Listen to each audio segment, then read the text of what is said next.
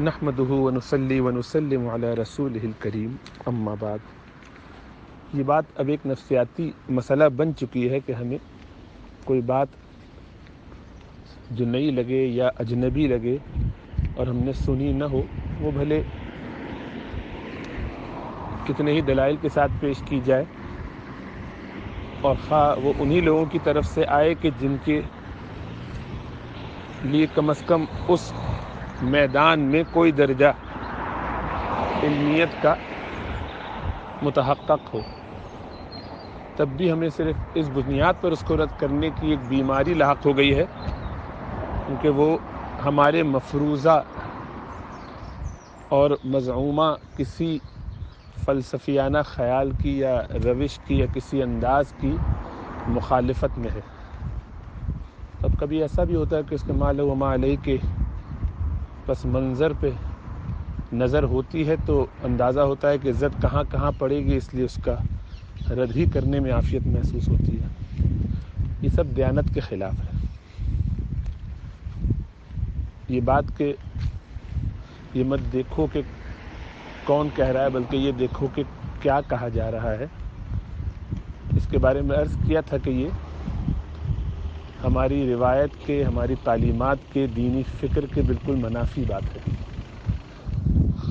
خاص طور سے عوام الناس کے لیے۔ اس میں پھر ایک مقولہ بیان کیا تھا بڑے امام کا کہ یہ علم ہی اصل میں دین ہے، اور اب چاہیے یہ کہ تم میں سے ہر ایک دیکھے کہ وہ اپنا دین کہاں سے حاصل کر رہا ہے۔ تابعین کی جماعت اور تبع تابعین کی جماعت جو پہلی اور دوسری صدی کے احباب ہیں، ان کے اقوال اس طریقے کے آپ کو مل جاتے ہیں۔ اسی طرح یہ جملہ بھی بہت معروف ہے، لولا الاسناد لقال من شاء ما شاء، کہ اسناد نہ ہوتی، سندیں نہ ہوتی تو اس کا جو دل چاہتا وہ کہتا پھرتا،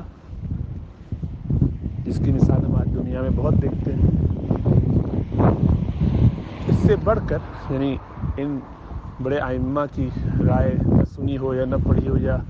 سننے کے باوجود قبول نہ ہو تو اپنی جگہ، لیکن قرآن کی آیت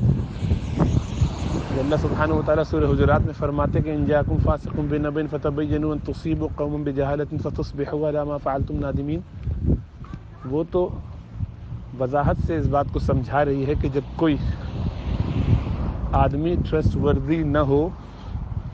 تو اس کی بات نہ سنو، بلکہ اس کی تحقیق کرو۔ اور اس کے برعکس بھی سورہ نور میں اللہ سبحانہ وتعالی باقاعدہ اس پر وعید بیان فرما رہے ہیں کہ جب صالحین، اپرائٹ لوگوں کی طرف سے، مومنین کی طرف سے کوئی بات سنو، ان کے خلاف کوئی بات سنو کسی بھی ذریعے سے، تو اس کو یکسر رد کر دو، کیونکہ کہنے والا اس قابل نہیں ہے، اس کا وہ مقام نہیں ہے جتنا جس پر الزام لگایا جا رہا ہے وہ ہے۔ چنانچہ اچھا ہی گمان رکھو اور اس تہمت پہ، اس بہتان پہ بالکل توجہ نہ دو، اور آئندہ ایسا نہ کرنا۔ یہ اللہ سبحانہ وتعالیٰ آگے باقاعدہ وعید بیان کرتے ہیں کہ آئندہ ایسا نہ کرو۔ اگر اللہ سبحانہ وتعالیٰ اس بارے میں بڑی سختی کے جملے بھی بیان فرماتے ہیں، بہرحال اللہ فرماتے ہیں کہ ہم نے معاف کیا لیکن آئندہ اس کا لحاظ رکھنا۔ تو وہاں بھی یہی معیار ہے کہ کس شخص کے بارے میں بات ہو رہی ہے، کون بات کر رہا ہے۔ پھر یہ کہ ہمارے دین کی پوری سند وہی اساس ہے، کسی بھی حدیث کو صحیح سمجھنا، قرآن کی خود قرأتوں کو متواتر سمجھنا، یہ ماننا کہ یہ اللہ کا کلام ہے، یہ سب اسی روایت سے سینہ بسینہ چل کر ہم تک پہنچی ہیں، اور اس میں ان اشخاص کا کردار، ان کا حفظ و اتقان، ان کا تبحر بھی، اسی طریقے سے ان کا تقوی بھی، یعنی حافظہ اچھا ہونا، ان کے ضبط کے علاوہ ان کی عدالت بھی بالکل سوال بھی کی جاتی ہے، پوچھی بھی جاتی ہے، اس کے بارے میں تحقیق بھی کی جاتی ہے، اور اسی بنیاد پر کسی روایت کو رد یا قبول کیا جاتا ہے۔ یہ تو بڑی عجیب بات ہے کہ 1400 سال پہلے، 1300 سال پہلے اور 1200 سال پہلے جو اکابرین امت کے گزر گئے، صحابہ، جماعت صحابہ اور تابعین کے بعد اتباع تابعین، اور وہاں سے امت چلتی چلی آتی ہے، اور ان کے کردار کو، اخلاق کو، ان کے معیارات کو، ان کے حفظ و اتقان کو، ان کی تباہر کو، سب کو تو غور سے دیکھا بھی جائے اور اس پر نقد بھی کیا جائے۔ اگر وہاں ہلکا سا بھی شائبہ ہو کمزوری کا تو اس کو رد کر دیا جائے، اور بعض تو اتنی کڑی شرط کہ جن کے بارے میں کوئی بات کہی جا رہی ہو ان سے ملاقات کا حتمی ثبوت بھی ہو، خالی ایک وقت میں ایک جگہ جمع ہونا نہیں کافی ہو۔ تو یہ ساری شرائط لگا کر اس سند ہی کو تو بتایا جا رہا ہے کہ سند کیا ہے، کوئی بات کیسے مضبوط اور مقبول ہوتی ہے۔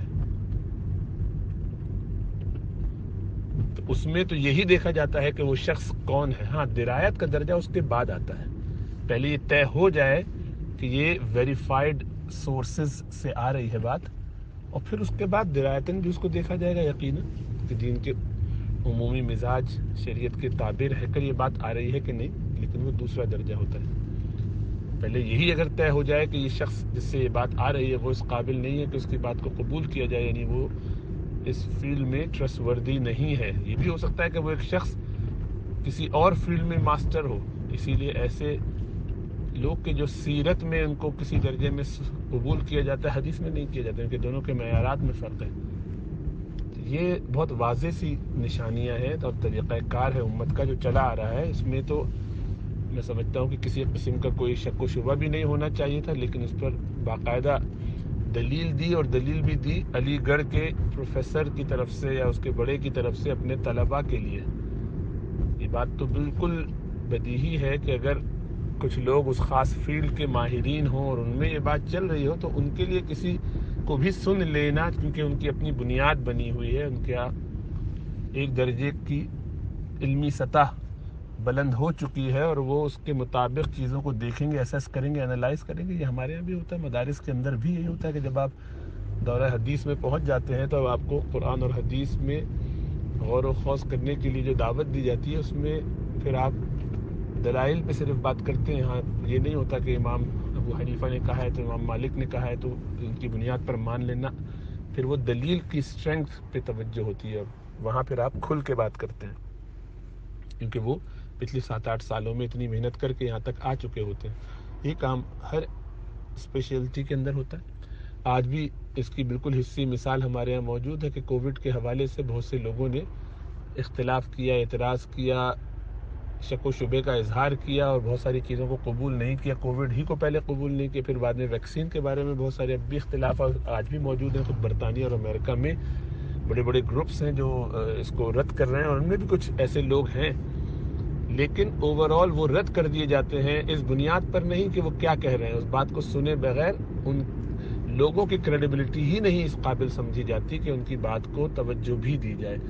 ان میں سے کوئی اس لیے کہ وہ اس بڑے ادارے یا ان بڑے بڑے اداروں کے مقابلے میں کوئی حیثیت نہیں رکھتے، ایک انڈیویجول کی بنیاد پر ان کی بات کو نہیں قبول کیا جاتا۔ یہ نہیں دیکھا جاتا کہ وہ کیا کہہ رہے ہیں، یعنی ان کے آرٹیکلز کو پڑھتا کون ہے، کوئی دیکھتا بھی نہیں ہے، اس کی طرف توجہ بھی نہیں کرتا، اس لیے کہ بدیہیات کے بالکل خلاف، اور بڑے بڑے